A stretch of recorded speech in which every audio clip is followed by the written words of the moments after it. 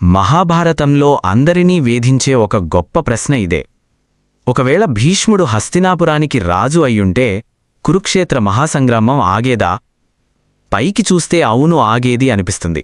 కాని మహాభారత అంతఃసూత్రాలను, భీష్ముడి మానసిక సంఘర్షణను లోతుగా పరిశీలిస్తే యుద్ధం ఆగేది కాదు, బహుశా ఇంకా ముందే జరిగేదేమో. దీని వెనుక ఉన్న అసలు రహస్యం, పురాణాల్లో దాగి ఉన్న కొన్ని సూక్ష్మ విషయాల విశ్లేషణ చూద్దాం. 1. అసలు రహస్యం భీష్ముడి భీషణ ప్రతిజ్ఞ వెనుక ఉన్న శాపం. భీష్ముడు రాజు కాకపోవడానికి కేవలం సత్యవతి తండ్రి పెట్టిన నిబంధన మాత్రమే కారణం కాదు. దాని వెనుక ఒక దైవిక రహస్యం ఉంది. వసువుల శాపం. భీష్ముడు పూర్వజన్మలో ద్యువు అనే అష్టవసువు. వశిష్ఠ మహర్షి ఆవును దొంగిలించినందుకు భూమిపై మానవుడిగా పుట్టాలని శాపం పొందాడు. మిగిలిన 7 వసువులు పుట్టగానే గంగలో కలిసిపోయి శాప విముక్తి పొందారు. కాని ప్రధాన తప్పు చేసిన ద్యువు అంటే భీష్ముడు మాత్రం భూమిపై ఎక్కువ కాలం ఉండి కష్టాలు అనుభవించాలని శాపం. సింహాసనం లేని మహారాజు.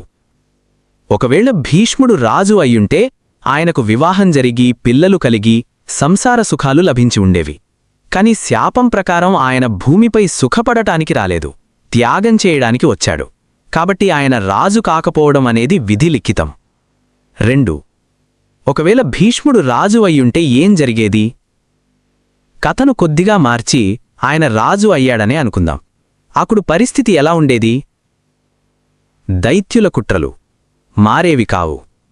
మహాభారత యుద్ధం కేవలం భూమి కోసం జరిగిన గొడవ కాదు. అది భూభారాన్ని తగ్గించడానికి, అధర్మాన్ని నాశనం చేయడానికి దేవతలు రాక్షసుల మధ్య జరిగిన పరోక్ష యుద్ధం. దుర్యోధనుడు కలిపురుషుడి అంశతో పుట్టాడు. శకుని ద్వాపర యుగ అంశ. భీష్ముడు రాజు అయినా శకుని కుట్రలు ఆపేవాడు కాదు. కురువంశాన్ని నాశనం చేయడమే శకుని లక్ష్యం. భీష్ముడికి సంతానం కలిగితే వారి మధ్య కూడా శకుని చిచ్చు పెట్టేవాడు. గాంధారీ శాపం అండ్ కృష్ణుడి లీల.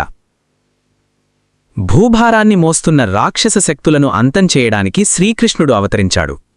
భీష్ముడు రాజు అయితే ధర్మబద్ధమైన పాలన సాగేది నిజమే. కాని అధర్మపరులైన రాజులను అంతం చేయడానికి కృష్ణుడు ఏదో ఒక రూపంలో యుద్ధాన్ని సృష్టించక తప్పదు. భీష్ముడి బలహీనతే యుద్ధానికి దారితీసింది. భీష్ముడు రాజు కాకపోయినా హస్తినాపురానికి ఆయనే సర్వాధికారి. రాజును మార్చగల, శాసించగల శక్తి ఆయనకుంది. అయినా యుద్ధమెందుకాగలేదు? ఇక్కడే భీష్ముడి అసలు బలహీనత దాగి ఉంది.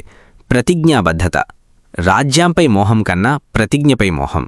భీష్ముడు హస్తినాపుర సింహాసనాన్ని ఎవరు అధిష్ఠిస్తే వారికి దాసుడిగా ఉంటానని ప్రతిజ్ఞ చేశాడు. ఆ ప్రతిజ్ఞయే ఆయన చేతులను కట్టేసింది. ద్రౌపది వస్త్రాపహరణం. సభలో ద్రౌపదికి అవమానం జరుగుతుంటే సర్వసమర్థుడైన భీష్ముడు తలదించుకుని కూర్చున్నాడు. ఎందుకు? తాను రాజును ప్రశ్నించకూడదనే నియమం వల్ల. రాజు అయ్యుంటే, ఒకవేళ ఆయనే రాజు అయ్యుంటే ధర్మం వైపు నిలబడేవాడేమో. కాని తన ప్రతిజ్ఞను కాపాడుకోవడం కోసం తన కొడుకులు లేదా మనుమలు తప్పు చేసినా సింహాసన ధర్మం పేరుతో మళ్లీ రాజీపడేవాడేమో. ఎందుకంటే భీష్ముడి దృష్టిలో వ్యక్తిగత ధర్మం అంటే ప్రతిజ్ఞ కన్నా రాజధర్మం ఎక్కువైపోయింది. యదా యదా హి ధర్మస్య గ్లానిర్భవతి భారత అని భగవద్గీతలో కృష్ణుడు చెప్పినట్టు యుగసంధిలో మార్పు అనేది అనివార్యం. వీడియో నచ్చితే తప్పకుండా లైక్ చేయండి. మరియు ఇలాంటి మహాభారత రహస్యాలు, ఆధ్యాత్మిక కథల కోసం మా ఛానల్ని సబ్స్క్రైబ్ చేసుకోండి.